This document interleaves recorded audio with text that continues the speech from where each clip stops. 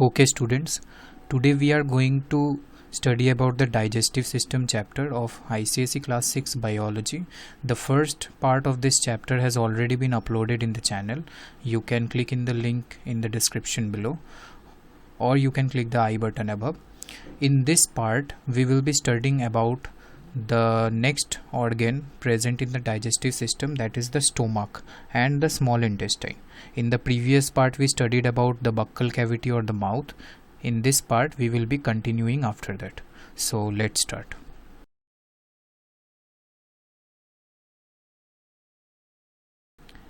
So if we look into the general structure of the digestive system, the organ which is present over here, this is the stomach.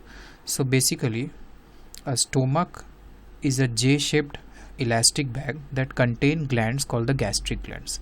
Okay, these gastric glands secrete gastric juice, and this gastric juice contains three main things, that is the mucus, hydrochloric acid and pepsin, each with a different function. The function of the mucus is that it protects the inner lining of the stomach from the acid. So basically it provides the protection from the hydrochloric acid. Hydrochloric acid, it creates an acidic environment for the action of pepsin, and it also kills germs that may come with the food.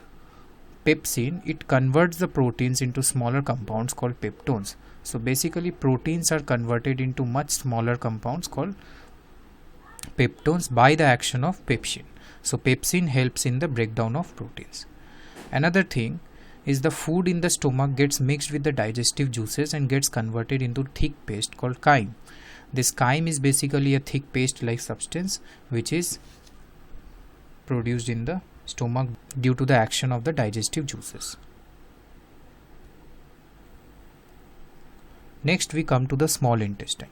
So small intestine, if we look into the structure over here, the small intestine is the thin tube like structure which is divided into three main parts. The first part is called the duodenum, which basically arises from the stomach and it is present after the stomach. Then the second part is called the jejunum, while the final part is called the ileum. So the small intestine is divided into three parts, and it is a very long tube like structure of about 7 meters. Inside the small intestine, there are some finger-like projections called villi. This villi has a specific function in the absorption, is that it increases the surface area for the absorption of the digested food. Okay, so as they are finger-like projections, they increase the surface area, and also it has a network of blood vessels that absorbs the digested food. Okay, so each villi contains some blood vessels through which the digested food is supplied to the whole body. Now remember one thing, small intestine is the part of the digestive system where the complete digestion of the food takes place. Okay, now intestine also releases some intestinal juice. If we look, then these are the some of the intestinal juice which are secreted.